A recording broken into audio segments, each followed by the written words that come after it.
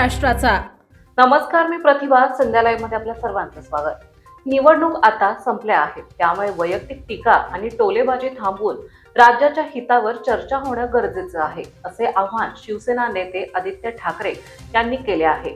राजकारण बाजूला ठेवून महाराष्ट्राला पुढे कसे नेता येईल यावर सत्ताधाऱ्यांनी लक्ष केंद्रित करावे, अशी आग्रही भूमिका त्यांनी मांडली।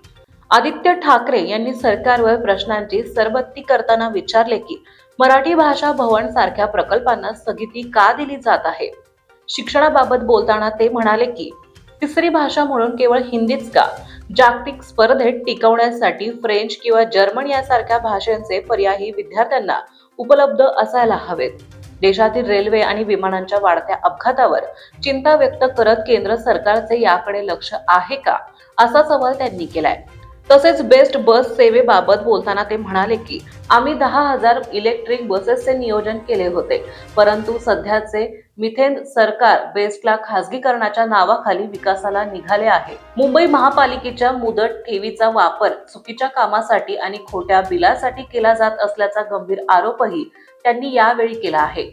ताज्या आणि महत्त्वपूर्ण बातम्या पाहण्यासाठी आजच आमच्या संध्या लाईव्ह न्यूज चॅनलला YouTube वर सबस्क्राईब करा आणि बेल आयकॉन प्रेस करा।